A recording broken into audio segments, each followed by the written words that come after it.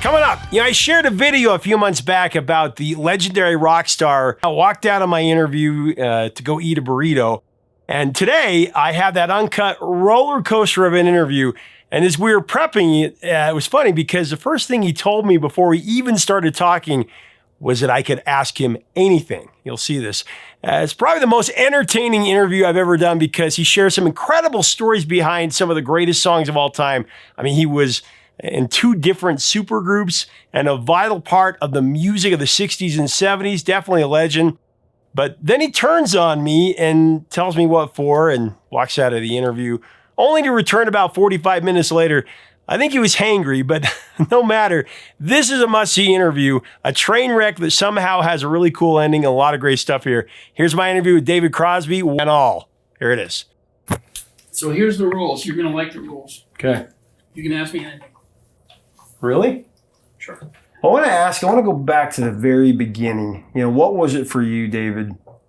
Whether it was a song that you heard, record, something you saw, television, or even just someone in your life that kicked open the door to your mind and made you want to pursue music. Do you remember the moment that you were like, that's what I want to do? It wasn't one moment and it wasn't one thing, but it wasn't an aggregate of things. My parents played a lot of music. Mm-hmm. They loved music. They would play classical records all the time.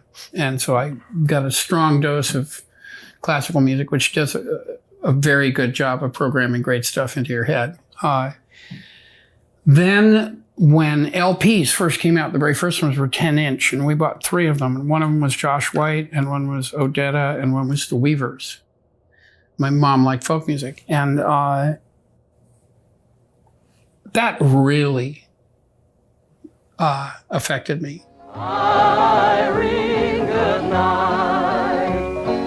night. Weavers, fantastic. Yeah. Odetta, one of the great singers, storyteller.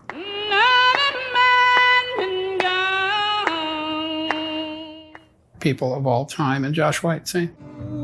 But I'll be right someday. That affected me very strongly. And then my brother was also a musician, and he was into late 50s jazz. Jerry Mulligan, Chet Baker, Dave Brubeck, that era. And of course, once you are infected with jazz, then all roads lead to Train and Miles. Oh, yeah. But the 2 strongest, probably, maybe it's 3. Choir affected me a lot too. That's the only reason I managed to make it through high school, is choir. Every once in a while we'd get in tune and the place would just lift off the floor. Everything would just get, wow, magic time. Yeah. So there was a lot of music that affected me. I started singing harmony with my family when I was about 6, I think. That's what they tell me. So it wasn't like one crucial moment where you go, I must be a musician. I see it all clearly now. It was just, there really was never any other way it could go. I thought, because my dad made films, he was a cinematographer, a good one. I thought, well, maybe I could be a movie star. Girls like movie stars. That's a good idea. But as soon as I started singing in coffee houses, game over. It was too much fun. Being able to sing, man, being able to sing anything you want on a song is like having your own rocket ship. It's just fantastically fun. Yeah. Yeah. I've never sung any of my songs the same twice. I always mess around with them. Yeah. Sometimes just a little, sometimes a lot. But that's... Well, you were in musicals in school, and you moved out to Greenwich to pursue music, and of course part of Les Baxter's Balladeers. Damn, he knows about it. Yeah, that's the first group I was in, and it was mostly because I had friends in it. It's me and my friend Bob Ingram, and my brother Ethan, and another guy named Mike Clow, and we did that because they offered to pay us. Yeah. The idea of being paid was stellar. Tremendous. You'll what? Tremendous. You'll pay us? Tremendous. Pay? Like money? You'll pay us money? No. Oh, yeah, I'll wear the little red bellboy jacket. Sure. Yeah. It was terrible. It was terrible. We sang pretty well, but we looked funnier than hell. Tell me the story about when you met, of course, then it was Jim McGuinn, but Roger McGuinn, the Troubadour and how the Byrds, kind of the first part of the Byrds coming together. Just walked in the Troubadour like I did every night, Yeah. and there they were. There was Roger and Gene. Yeah. And Roger was already an accomplished musician. Yeah. And Gene was a kid from a family of 11 in the middle of the boondocks somewhere who didn't know the rules. So he did things that other people didn't think of because he didn't know not to. And he was, if not a genius, he was close. He thought up really good music. So I listened to him. They were playing one of Gene's songs, and Roger could really play. So it was starting to sound pretty good. And they'd both been listening to the Beatles. Yeah. And that's what Gene was trying to write. And then Roger already knew how to make it sound like that. So I sat down and started singing harmonies. Neither one of them knew me. Maybe Roger knew who I was because I think he had met me before when he was working for the Limelighters. And, it's good music. Yeah. I'm drawn to good music like a fly to honey. It just pulls me hard. Well, you've been recording with Jim Dixon, right? Yeah. Horrible person. Yes, I had. And that's kind of where, because they were the Jet Set, right? The Jet No, we were trying to think up names, and that was just one of the first ones we thought of. Yeah. It's a terrible name.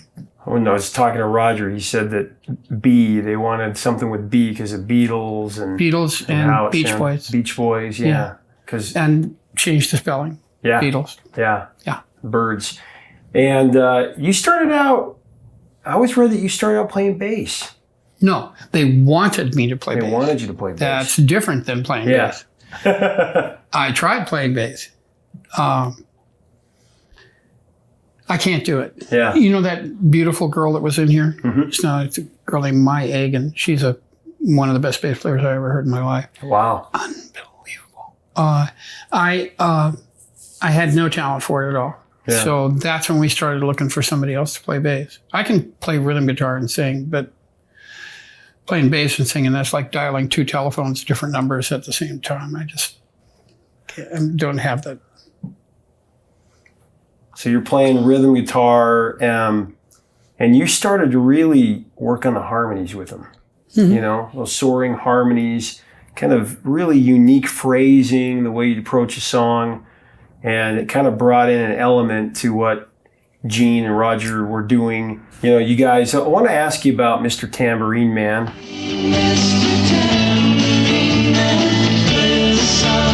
Well, Roger told me Dylan had cut it, but somebody had played wrong or out of tune or something. No, he cut a demo with Ramblin' Jack Elliott. Mm-hmm. It was terrible. Ramblin' Jack didn't know the song. Bob does that to people. He did it to me. They didn't know the song, so they were just kind of cruising through it. They were vaguely in the same area, but that's all it was. But Roger, he listened to it and he knew that it was a good song. I thought at first, because the demo was so terrible, I was just put off by it. But I knew Bob, and I knew how good he was, So I kept listening to the words, and Roger figured out how to make the record. Take me for a trip upon your magic.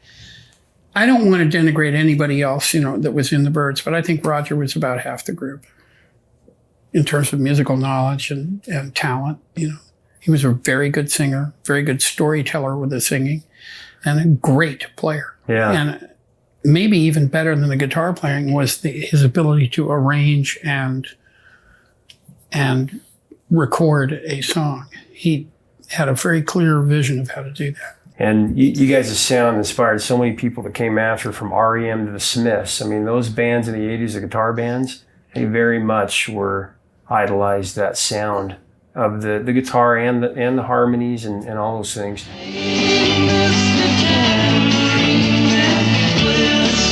I want to ask you about, do you remember the first time, it's always fun to find out, first time that you heard one of your songs on the radio? Mm-hmm. Do you remember where you were? Tell me that story. Exactly. We, the Byrds, had bought Odetta's 1956 Ford station wagon. And all 5 of us and the equipment were driving down Sunset Boulevard. And all of a sudden, KRLA, we got it on, and it goes, and we went bonkers. We went completely nuts. But it gets better. We pulled over so we could listen to it. Yeah. And they did something that I've never heard them do before or since. They played it again. They finished the song and started it again. Really? Right there. They played it twice. And we were just like jumping around on the sidewalk like idiots. You know, we thought, wow, this is the greatest thing in life. Yeah. Right there. Pretty great. And then, of course, it hit #1 and, you know, really ushered in a lot of folk rock, you know. What we did was, one thing we really did actually do is we put really good lyrics on the radio first time. Yeah. Up till then, ooh, baby. Ooh, baby, ooh. Because even the Beatles, She Loves You, yeah, yeah, yeah. Yeah. Ooh, baby. Yep. Dylan, To Dance Beneath the Diamond Sky with One Hand Waving Free. Better. Yeah. Much better lyrics. To dance beneath the diamond sky with one hand waving free. And that was, you know, I think we did the other stuff right too. The guitars were right and the harmonies were good and all that stuff. But I think the biggest push forward we made was to put that kind of lyrics, Bob's lyrics, Yeah. On the radio. And nobody had ever done anything like that before.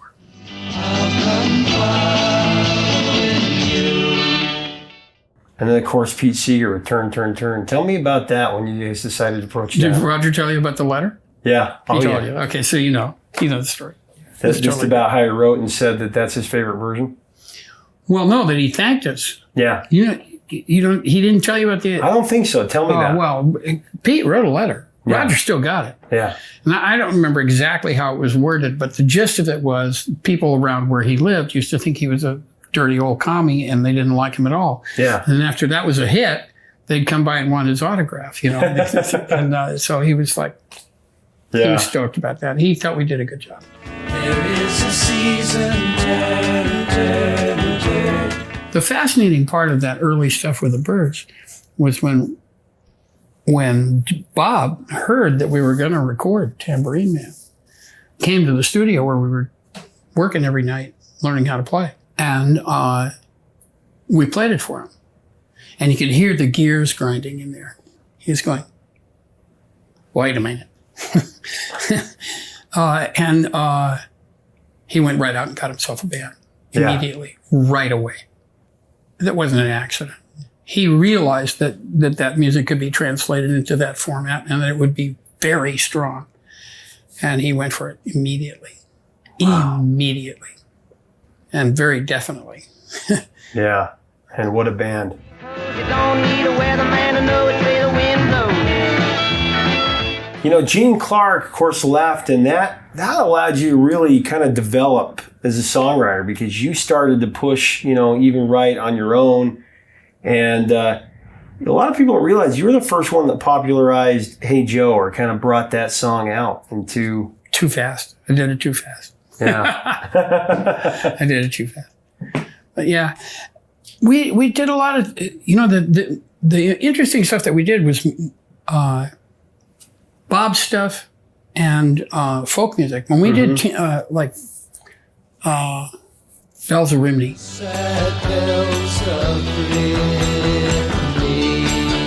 Perfect example. Yeah. Killed it.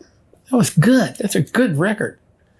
And again, Roger had the vision to turn it into a record of a band with electric guitars and bass and drums. Mm-hmm. He could do it. And he did it. It's good work. I'm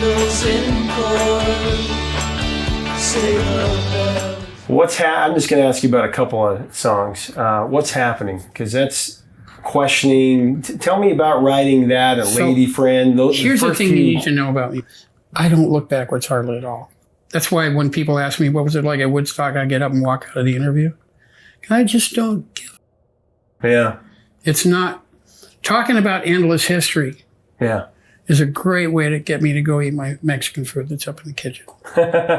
Gotcha. So I would limit myself somewhat. I'm not going to go through the Byrds catalog song by song with you. It's not going to happen. Sure. Okay. Okay. Can I ask you about 8 Miles High, though? Because I know that was... It's a pretty iconic thing. Yeah. Okay, so 8 Miles High, Gene started it. I'd say he wrote a lot of it. He and I and Roger finished it. And I'd been playing John Coltrane for a while, and Roger had been hearing it. That's why the solo came out the way it did.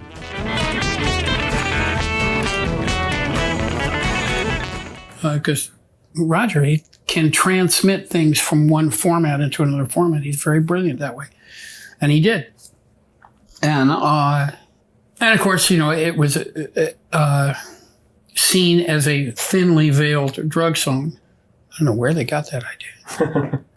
And there was some problem about it getting on the air because it came out the same time that Dylan put out Everybody Must Get Stoned. Yeah. And they said, okay, that's what they're up to. They're trying to corrupt America's youth.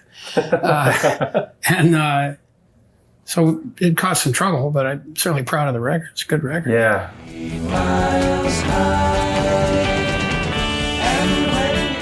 Even the B-side, you know, the Y, which another that was the B-side? Was it? Yeah. Like I said, I don't... Just an incredible, you know, because that record itself was really kind of the first inklings of psychedelia, you know? Here's the thing about those labels. Yeah. When we put jazz into it in the sense that he had listened to how Coltrane shaped a solo, and so he changed how he shaped his solo. It was no longer rock and roll or country or any of that. It was shaped from jazz. They said, oh, it's jazz rock. Another song comes by, by that time we'd listened to Ravi Shankar. There was some Indian influence in it. Oh, it's raga rock. Yeah. And then, oh, it's psychedelic rock. And here's the trick about it. Labeling things like that, trying so desperately to stick a label on it. People do that to avoid thinking. Oh, that's a blah, blah, blah. I know what that is. I don't have to think about it. So they're frantic to get a label that they can stick on it, categorize it. And we just laughed and kept sticking to new things. Because the labels really are bullshit. They really have nothing to do with what the content is. The content is music. And music doesn't really have regions and rules and delineations like that. The best stuff comes out of disparate streams being put together in a new way to create something new. Beatles taking rock and roll backbeat and folk music changes. Bang, Beatle music. So I avoid the labels. Yeah. And I usually try to respond the way I am right now and say, don't be deceived by them because they're really misleading. You know, what we were is a singer-songwriter band. Good one. Yeah. But we weren't any of those things they tried to tag us as. Yeah. I don't think. It's my opinion.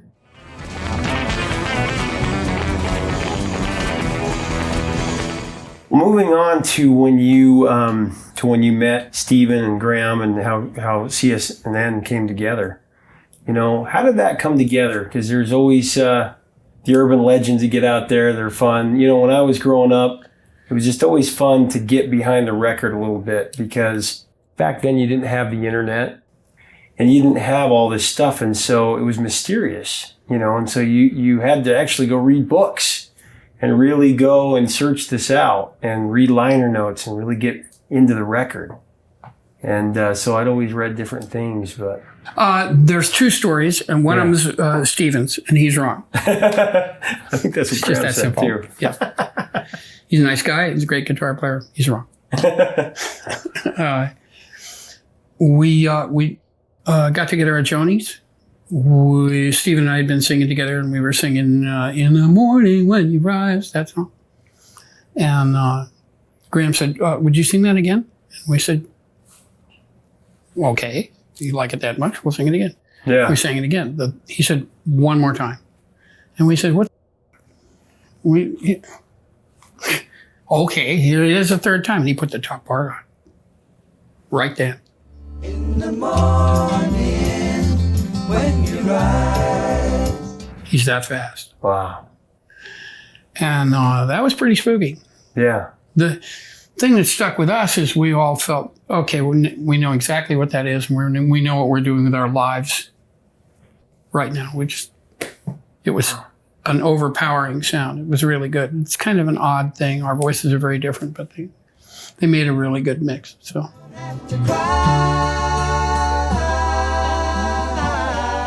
Well, the first record, you know, it kind of the sea of change. It really was ushering in, you know, a different sound, you know, that people just weren't really used to. And, you know, one of the greatest debut records.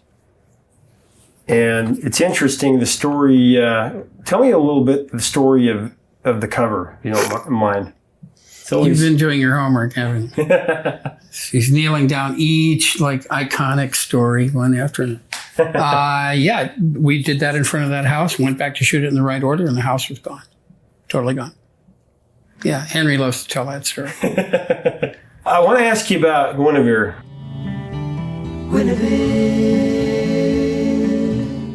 So serene. You had a unique tuning on that song. Tell me a little bit about putting that together and how that came about. I don't know. There was a guy from the Midwest, guitar player, who showed me that tuning. I mean, nobody owns them, right? You know, I pass them around to people all the time. Yeah. And I started fooling around in it. And I've now gotten, I think, 4 songs out of that tuning. Guinnevere, Deja Vu, Compass, and Somebody Other Than You.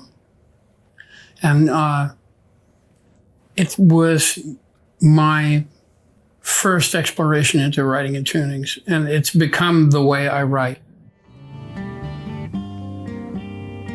She'd walk down. I almost never write in regular tuning anymore. Odd tunings give you different inversions of the chords. It's fun. Yeah, and then, you know, the song was so interesting as a kid hearing it, because it made me want to go and study history, just because you know, even though it wasn't about that, but I always took it from Lancelot's perspective, you know, just growing That's one way, yeah. Yeah. That works. It just used that as a surface thread. It's the way Joni used Amelia Earhart on the top of Amelia. Yeah. It's really about Joni underneath. Yeah. You know, Guinevere, I was writing it to 3 women, one of them being Joni, and another one being the girl that got killed, Christine, and another one being another girl who I promised I wouldn't say. Why can't she see me? It must have been such a great moment when Miles covered it. Not at first. Here's what happened. Miles walks up to me in the Village Gate in New York. He says, "You Crosby?" I said, "Yes, sir, I am." He said, "I'm Miles." I said, "I know." I know. And I'm like completely, I'm holding on by the skin of my teeth, right? Because the guy's a hero. Oh, yeah. I had probably at that point listened to Sketches in Spain maybe 1,000 times.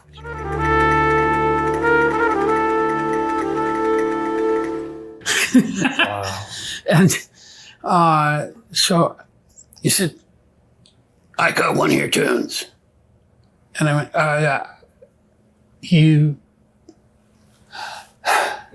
You what? "I got one of your tunes." Yeah, okay. "Which one?" "Guinevere." And I'm thinking, what's possible for him to do to Guinevere? It's really a lot. So he said, "You want to hear it?" I said, "Yeah, I want to hear it." So he says, "Follow that car." And he gets in this Ferrari with this girl who had legs up to here.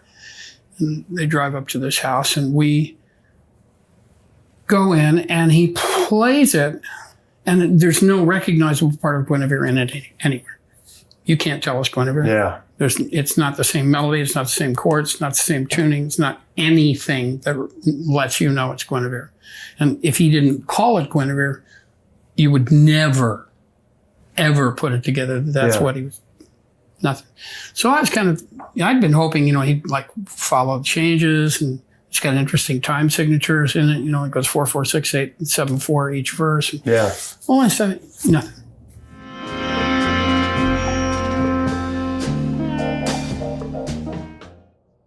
So I was not a happy camper about that.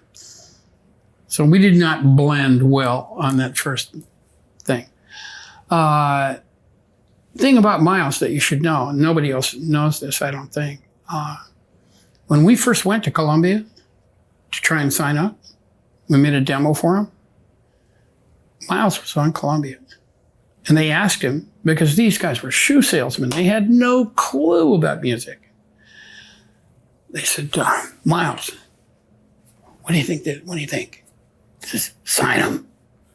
The reason we were on Columbia is Miles did. He told him to sign us. Oh, that's cool. So I didn't find that out till later. But I'm honored that he liked the music well enough to even look at it or anything. He's one of the greats. Well, as a kid hearing that, pentagram on the wall, and it just was something like, what? That's music like that makes you think, like you said. Not categorize, but actually think. If you can. You want to take people on a little emotional voyage if you can. Yeah. That's really where the fun is. And it does it. It's a good song. Yeah. I'm still proud of it. I still sing it.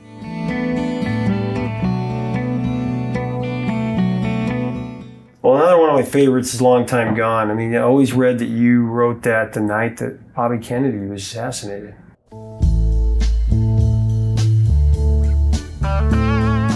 Yeah, well, we were a little tired of having everybody get shot, ballot by bullet. Not exactly good. They'd already killed Martin Luther King. They'd already killed Jack. Wasn't good. Yeah. Yeah, Long Time Gone was always one of my favorites.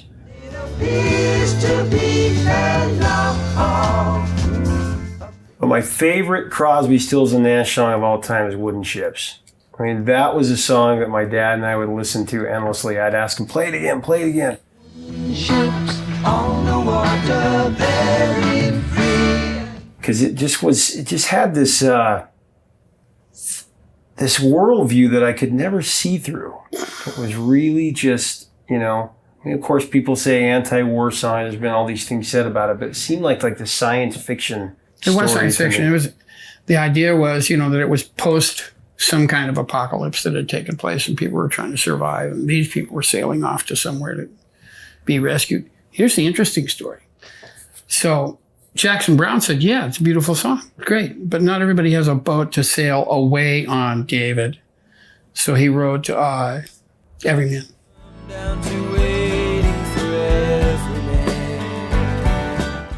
Every Man is an answer to Wooden Ships. Really? I didn't know that. Well, of course, you wrote it. Stick with me, kid. There's a lot of stuff I can tell you. Well, of course, writing with the late Paul Kantner on that, and he couldn't have a credit when it first came out. He was being sued. Yeah. He called me up and said, "Don't put my name on it. They'll stop your record," which was a very good thing for him to have done. He's a good guy. Yeah, miss him. I love the interplay of the vocals on that. That's a song that it doesn't, music. It always seemed the music I was hearing was so slickly produced that I was hearing on the radio growing up. But when I would hear that song, it almost seemed like it was just playing out right there. That hadn't even been recorded, that I was hearing it for the first time right there because of the way that your interplay, it's almost like you were talking to each other, but you were still singing. I just love that.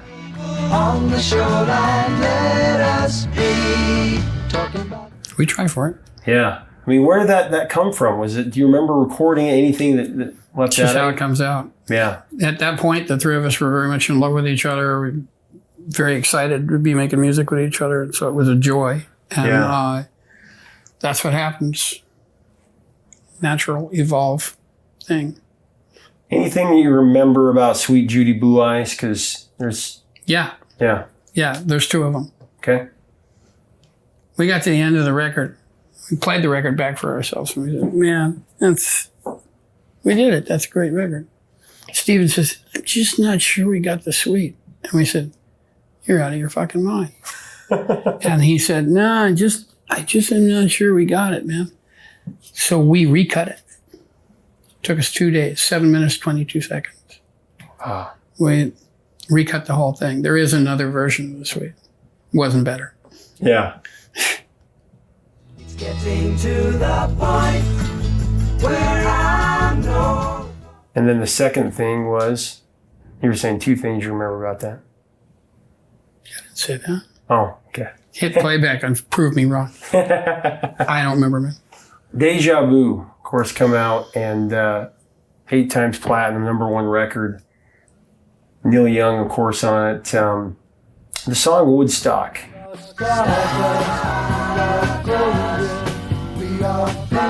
You know, you guys kind of rearranged the lyrics. Of course, Joni Mitchell wrote it. Well, we rearranged the music more than the lyrics. Yeah. Tell me a little bit about that one. It's a good song. Yeah. Steven just took it and said, oh, man, the way she did it's lame. I can make that into a better song. So he made it into a rock and roll song.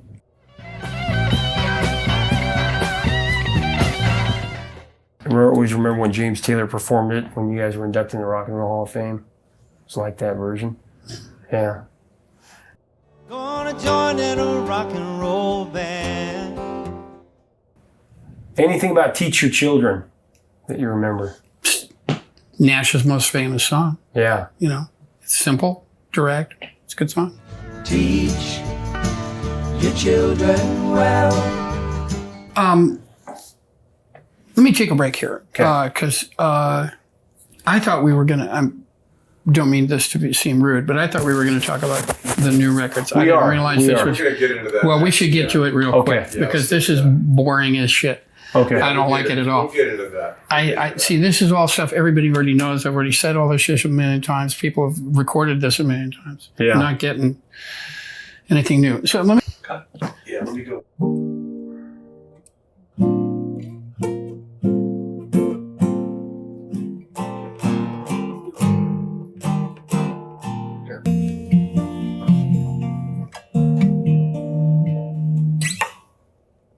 So if I could only remember my name, I want to ask you about a song for that, Music is Love, because, you know, the songs that my dad always used to, or the records he always used to play, I mean, I'd hear Crosby, Stills, Nash, but he would always buy your solo stuff.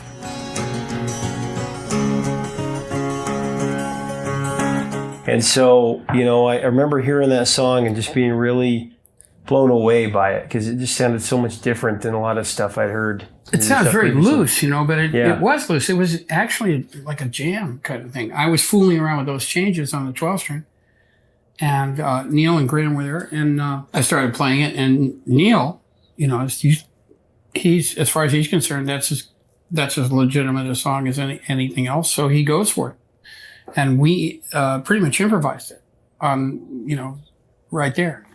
So we get to the end of doing that, and that's like a lot of fun. I say, okay, well, that's good. Let's get on to something serious. And both Neil and Graham go, well, no, that's really good. That's the beginning of your record. And I said, yeah, okay, maybe. And they swiped the tape. They swiped the tape and took it over to Neil's and put the conga drums.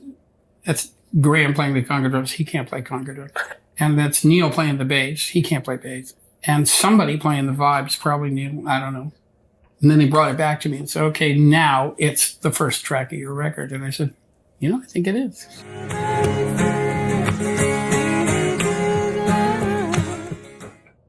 It was nice of them to do it. The thing that catches people about it is it's so loose. It's so off the cuff, you know, and it's so kind of innocent.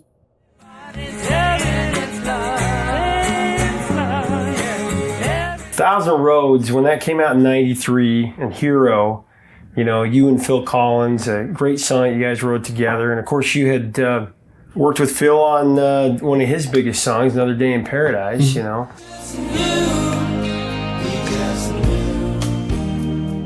Where did Hero come from? I always wondered. I wish I could explain it to you. Yeah. I don't really know. Yeah. I don't know. It's just how it came out. Because I know that, lyrics mean one thing, but for me, having that moment with my dad, I just always remember that song. It's just such a pretty song. The thing about it is it means what it meant to you. Exactly. Yeah. I like that.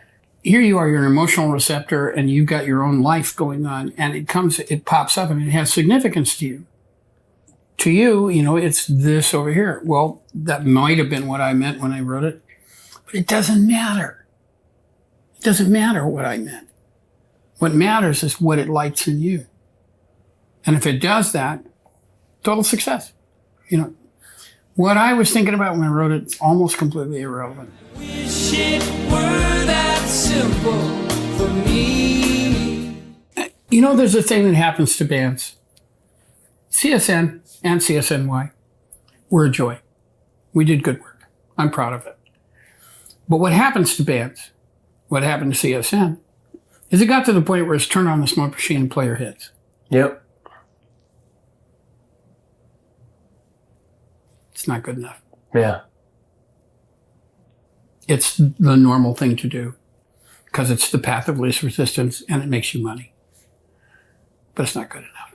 It's like when, Brian Wilson releasing a new album a year and a half ago. That was great. It's great to hear. Really good. Yeah, great to hear your heroes that you grew up with still putting music out there. Yeah. It's great. Good music. Yeah. Tell me real quick your thoughts on Brian, just real quick.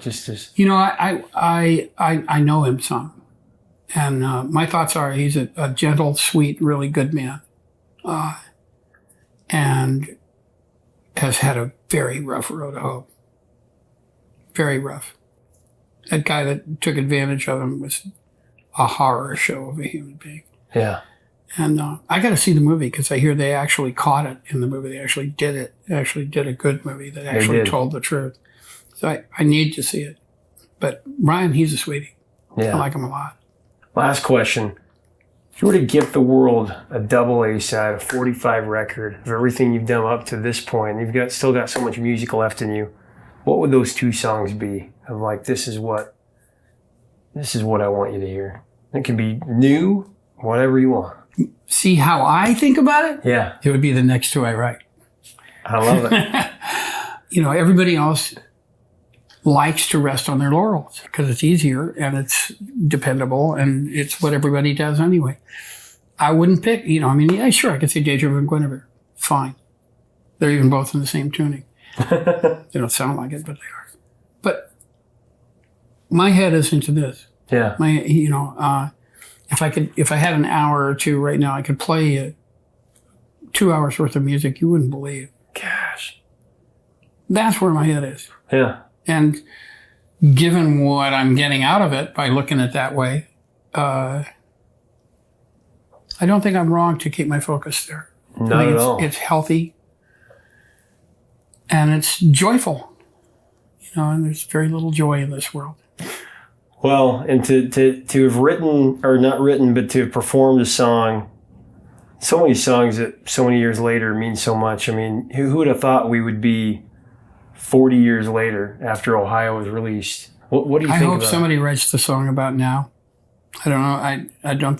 I've written a couple. And see, David, we need that. We need that right now because you think about in the times that you were, in those times you and Motown and all these different things were writing the music that brought about civil rights and the anti-war protests in Vietnam, all that kind of stuff. The writing songs that have content, yeah, we do need it. And yeah, there isn't enough. People now get into music because they want to be famous, they want to get laid, they want to be rich, and they want to be on the cover of Rolling Stone. None of those reasons are good. Yeah. They all totally don't get it. The reason to make music is because you have to, because it's so deep in you and you want to do it so badly that you're willing to put up with all the years of dues that you're going to have to pay before you can even buy dinner, let alone a Porsche. I spent years on the road with one guitar, singing in bars. It's horrible. Yeah. But it's the dues that you got to pay. Kids nowadays just want it dropped in their lap. Yep. And they're going for pop. And the pop is about as deep as a bird bath. It's just shallow stuff. And but there are people. We're not hearing them on the radio, But Well, you're not hearing me on the radio either. no, You know, that's and why. and that's just the nature of the beast, man. Yeah. I can't do anything about But it. there All can still be a revolution started. I always believe Well- that. Music's the thing that can start it. Music can. Music is a great transmitter of ideas. And ideas are the most powerful shit on the planet. They can change anything if you come up with the right ones. So yeah, there are people who are not just writing about love, they're writing about what's going on. There's a part of our job to do the Ohio thing, to be the town crier. It's scary. That's part of our job. The best we did it was Ohio. That was the best time we did it. We did it a bunch of times, but that was the best. Should have been done long ago. Well, David, thank you so much. That's the best way to end it right there. And we're looking forward to so much more music. Well, it's been a pleasure. I would love to see this when you get it done. I want to see how you guys turn out. Absolutely. Watch The Professor, and most especially, go pick up my new album, Lighthouse. You need it. Hey, make sure to leave us a comment about David Crosby and about the music of the Byrds and Crosby, Stills and Nash, Crosby, Stills, Nash and Young and his solo stuff. Such a great artist. Even though he cussed me out, I had a lot of fun and great memory there.